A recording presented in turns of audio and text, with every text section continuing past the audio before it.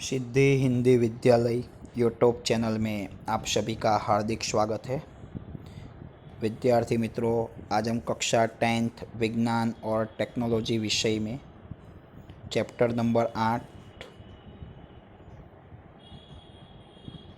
सजीव प्रजनन किस प्रकार करते हैं उसके बारे में अभ्यास करेंगे। सर्वप्रथम विद्यार्थी मित्रों, हम आज के इस वीडियो में प्रजननिक स्वास्थ्य किसे कहते हैं, तो उसमें पहला प्रश्न है कि लैंगिक परिपक्वता, मतलब आप जब प्रजननिक रूप से परिपक्व बन जाओ तब व्यक्ति पर कौन से दाब होते हैं। लैंगिक या जातीय परिपक्वता के संदर्भ में तरुणों पर विविध प्रकार के दाब होते हैं। व्यक्ति की इच्छा हो या न हो, परंतु मित्रों द्वारा निश्चित प्रवृत्ति में भाग लेने के लिए दाब होता है।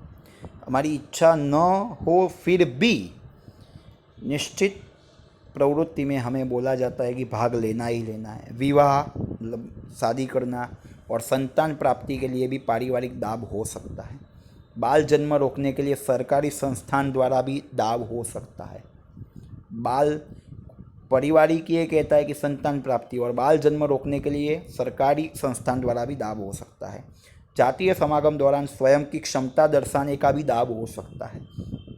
बराबर, मतलब इतने प्रकार के दाब है। एक तो विवाह का, फिर संतान प्राप्ति का, फिर बाल जन्म रोकने का, फिर स्वयं की क्षमता बताने का, फिर निश्चित प्रवृत्ति में भाग लेने का। इतने दाब हो सकते हैं। विविध व्यक्ति की इच्छा हो या न हो, परंतु मित्रों द्वारा निश्चित प्रवृत्ति में भाग लेने के लिए दाब हो सकता है। विवाह और संतान प्राप्ति के लिए पारिवारिक दाब हो सकता है। बाल जन्म रोकने के लिए सरकारी संस्थान द्वारा भी दाब हो सकता है। जातीय समागम दौरान अपनी क्षमता दर्शाने का भी दाब हो सकता है। लैंगिक परिपक्वता भी एक क्रमिक प्रक्रिया है। इस समय शारीरिक वृद्धि भी होती है, इसलिए आंशिक रूप से लैंगिक परिपक्वता का अर्थ प्रजनन क्रिया और गर्भधारण करने के लिए व्यक्ति का शरीर या मन योग्य हुआ है वैसा नहीं कर सकते। हम लैंगिक परिपक्वता का मतलब ये नहीं कहेंगे कि हमारा मन प्रजनन क्रिया और गर्भधारण करने के लिए हमारा मन योग्य हो, ऐसा हम नहीं कह सकते, क्योंकि एक क्रमिक प्रक्रिया है। इसके दौरान शारीरिक वृद्धि भी होती है। ठीक है। फिर बच्चों, जातीय समागम द्वारा रोग, जातीय रोग, STD, sexually transmitted disease, sexually transmitted disease.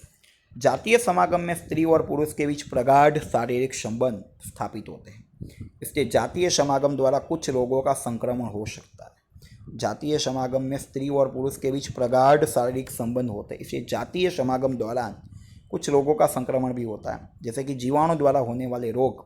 दो रोग है, सिफिलिस एंड गोनोरिया। सिफिलिस कौन से बैक्टीरिया द्वारा होता है? Treponema palladium. और गोनोरिया नाइसेरिया गोनोरी नाम के बैक्टीरिया से होता है। सिफिलिस कौन से बैक्टीरिया से होता है? Treponema palladium. और गोनोरिया नाइसेरिया गोनोरी नाम के बैक्टीरिया से होता है। वायरस जन्य रोग में एक HIV है, एड्स, ह्यूमन इम्यूनोवायरस और एक्वायर्ड इम्यूनोडेफिशिएंसी सिंड्रोम और मसा। दो रोग है जो वायरस द्वारा होते हैं, दो रोग है जो जीवाणु द्वारा है, सिफिलिस और gonorrhoea. Syphilis Treponema pallidum, gonorrhoea Neisseria gonorrhoeae नाम के बैक्टीरिया से रोग है यहाँ एड्स और उसका वायरस है HIV। जातीय समागम के दौरान कॉन्डोम या तो निरोध के उपयोग से अनेक जातीय रोगों का संक्रमण कुछ हद तक हम रोक सकते हैं। फिर मानव वस्ती नियंत्रण की पद्धति, बढ़ती हुई जनसंख्या का नियंत्रण कैसे किया जाए, तो इसके लिए कॉन्ट्रासेप्टिव पद्धति, गर्भावस्था रोकने के लिए उपचार है। जातीय समागम दौरान गर्भधारण की संभावना रहती है। जब हम जातीय समागम मैथुन क्रिया करते हैं तब गर्भधारण की संभावना रहती है। गर्भधारण रोकने के लिए अनेक पद्धति है। सबसे पहला यांत्रिक अवरोध।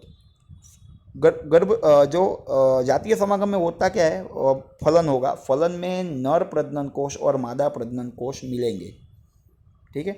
अगर ये दोनों को एक दूसरे से मिलने न दे तो फलन नहीं होगा, गर्भधारण नहीं होगा। निरोध या योनि को ढकने वाले, निरोध मतलब निरोध या योनि को ढकने वाले अवरोध के उपयोग से शुक्राणु अंडाणु तक नहीं पहुंचते। कुछ भी करके शुक्राणु और अंडाणु को मिलने नहीं देना है। निरोध या योनि को ढकने वाले अवरोध के उपयोग से शुक्राणु अंडाणु तक पहुंचने वाले नहीं हैं। निरोध या तो योनि को ढकने वाले अवरोध से शुक्राणु अंडाणु तक पहुंचते नहीं है। स्त्री के गर्भाशय में गर्भ निरोधक साधन कोपर्टी आंकड़ी स्थापित करके गर्भधारण रोक सकते हैं, परंतु उसकी कुछ विपरीत असर भी है। गर्भ निरोधक साधन कोपर्टी या तो आंकड़ी स्थापित करेंगे और गर्भधारण रोक सकते हैं, ये स्त्री में होगा, परंतु उसकी विपरीत असर। दूसरा है रासायनिक अवरोध। इस पद्धति में स्त्री द्वारा गर्भ निरोधक गोलियों का उपयोग होता है। गर्भ निरोधक गोलियों में रही दवाई स्त्री शरीर में अंतःस्राव के संतुलन को बदलती है, इसलिए अंड पतन की क्रिया होती है और फलन नहीं होता है। अंडाणु मुक्त हो जाता है शरीर से और फलन नहीं होता। गर्भ निरोधक गोली अंतःस्राव संतुलन में परिवर्तन करती है, जिसकी कुछ विपरीत असर भी होती है। मतलब गर्भ निरोधक गोली से क्या होगा, अंतःस्राव का संतुलन बदलेगा और अंड पतन की शुरुआत होगी या अंड पतन की क्रिया नहीं होती है। मतलब जो अंडाणु मुक्त होने वाला है वो अंडाणु मुक्त होने वाला नहीं है, तो शुक्राणु को अंडाणु मिलने वाला नहीं और फलन रुक जाएगा, परंतु इसकी भी कुछ विपरीत असर है। तीसरा है शस्त्रक्रिया। पुरुष में वासेक्टोमी, स्त्री में ट्यूबोक्टोमी। पुरुषों में शुक्रवाहिनी को अवरोधित करके शुक्राणु का वहन रोका जाता है और स्त्री में अंडवाहिनी को अवरोधित करके अंडाणु का वहन। जो पुरुष में करते हैं वही स्त्री में करना है। पुरुष में शुक्रवाहिनी को अवरोधित करना है और शुक्राणु के वहन को रोकते हैं। स्त्री में अंडवाहिनी को अवरोधित करना है और अंडाणु के वहन को रोकना है और अंडाणु को गर्भाशय तक पहुँचने से रोका जाता है। ये दोनों स्थिति में फलन नहीं होगा। शस्त्रक्रिया तकनीक द्वारा कायमी अवरोध प्राप्त कर सकते हैं। कायमी अवरोध मतलब एक उसमें बार बार ये आंकड़ी कोपर्टी या निरोध उसकी ज़रूरत नहीं, कायमी परमानेंट। शस्त्रक्रिया भविष्य के लिए संपूर्ण रूप से सुरक्षित है, परंतु सावधानी बिना होने वाली शस्त्रक्रिया से संक्रमण और अन्य समस्याएं भी उत्पन्न होती है। मतलब तीन एक गर्भधारण रोकने के उपाय, एक शस्त्रक्रिया, एक रासायनिक अवरोध और एक यांत्रिक अवरोध। ये तीनों, यांत्रिक अवरोध में निरोध या योनि को ढकने वाला पर्दा या कोपर्टी या आंकड़ी, या रासायनिक अवरोध में गोलियां जिससे अंतःस्राव का संतुलन बदलेगा जिसके कारण अंडपतन नहीं होगा। शस्त्रक्रिया में पुरुष में शुक्रवाहिनी को अवरोध करके शुक्राणु का उत्पादन रोकना, मतलब शुक्राणु का वहन रोकना, और स्त्री में अंडवाहिनी में अवरोध करके अंडाणु के वहन को रोकना, मतलब अंडाणु को गर्भाशय तक पहुंचने से रोकना। और कुछ एक शस्त्रक्रिया उसका संपूर्ण रूप से सुरक्षित है, कायमी अवरोध प्राप्त कर सकते हैं। फिर बच्चों नेक्स्ट एक टॉपिक है वस्ती। एक जाति की व्यक्तियों के समूह को हम वस्ती कहते हैं। एक जाति की व्यक्तियों के समूह को हम क्या कहते हैं, वस्ती। प्रजनन क्रिया दौरान सजीव स्वयं की वस्ती की वृद्धि करते हैं। जैसे कि मनुष्य है तो मनुष्य की वृद्धि करेगा, घोड़ा है तो घोड़े की वृद्धि करेगा। वस्ती का आयतन उनके जन्म दर और मृत्यु दर पर निश्चित होता है। यदि जन्म दर ज़्यादा और मृत्यु दर कम तो वस्ती का आयतन ज़्यादा। यदि घोड़े का जन्म दर ज़्यादा है मृत्यु दर कम है तो घोड़े की संख्या बढ़ेगी। घोड़े का जन्म दर कम है मृत्यु दर ज़्यादा है तो घोड़े की संख्या घटेगी। मतलब मानव वस्ती के आयतन में बढ़ोतरी चिंता का विषय है। वस्ती के आयतन में बढ़ोतरी कौन सी समस्या सर्जित करती है? खुराक की आपूर्ति, जनसंख्या बढ़ेगी तो निम्न जीवन स्तर, नैसर्गिक स्रोतों में घटोत्तरी, सामाजिक असमानता से प्रश्न सर्जित होते हैं। इस प्रकार वस्ती का आयतन तुलनात्मक रूप से कम या मर्यादित रखना चाहिए। जितनी ये आपका एसएस का टॉपिक है जनसंख्या वृद्धि। और वस्ती का आयतन कौन सी बातों पर आधार रखता है? जन्म दर और मृत्यु दर पर। वस्ती का आयतन कौन सी बातों पर आधार रखता है? जन्म दर और मृत्यु दर पर। एक जाति की व्यक्तियों के समूह को वस्ती कहते हैं। फिर बच्चों लैंगिक प्रजनन और अलिंगी प्रजनन से क्या भिन्न है?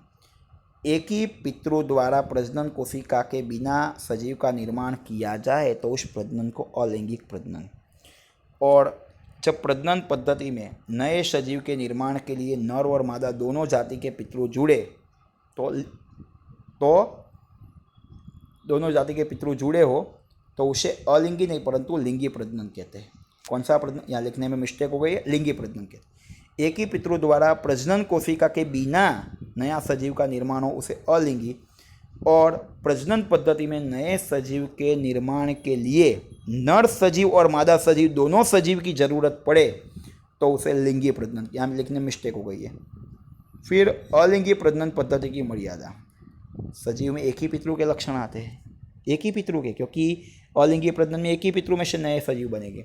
विविधता सर्जित नहीं होती है क्योंकि दो सजीव होंगे तो डीएनए आने वाली पीढ़ी में जाएगा और डीएनए में थोड़ी भिन्नता आएगी, परंतु यहाँ एक ही पितृ है, मतलब सर्जित नहीं होते। कोई इसमें बाल सजीवों का निर्माण तेज़ी से और बड़ी मात्रा में होता है जिसके कारण स्पर्धा बढ़ती है। अलैंगिक प्रजनन पद्धति में वस्ती का नियंत्रण नहीं होता है, निवास स्थान तेजी से बढ़ जाता है। ये मुद्दा इसके ऊपर डिपेंड है। देखो ये तीनों मुद्दे डिपेंड है। निवास स्थान तेजी से बढ़ेगा क्योंकि संख्या बढ़ती है, बराबर, और वस्ती का नियंत्रण नहीं होता। सजीव सरलता से अनुकूलित नहीं होता है, सरलता से अनुकूलित, क्योंकि विविधता नहीं आती, भिन्नता नहीं आती। बदलते पर्यावरण के साथ हमारे में भिन्नता भी आनी चाहिए, परंतु अलैंगिक प्रजनन में भिन्नता का प्रमाण कम रहता है। संतति में एक ही पितृ के लक्षण प्राप्त होते हैं, विविधता सर्जित नहीं होती है, मतलब सजीव सरलता से अनुकूलित नहीं हो सकते। बाल सजीवों का निर्माण तेजी से और बड़ी मात्रा में होता है, जिसके कारण स्पर्धा बढ़ती है, वस्ती का नियंत्रण होता नहीं है और निवास स्थान तेजी से बढ़ जाता है। धन्यवाद विद्यार्थी मित्रों। यदि यह वीडियो आपको पसंद आया हो तो इस वीडियो को लाइक कीजिएगा, अपने मित्रों को शेयर कीजिएगा और इस सिद्धि हिंदी विद्यालय यूट्यूब चैनल को सब्सक्राइब जरूर कीजिएगा, ताकि आने वाले वीडियो का नोटिफिकेशन आपको जल्द से जल्द मिलता रहे। धन्यवाद।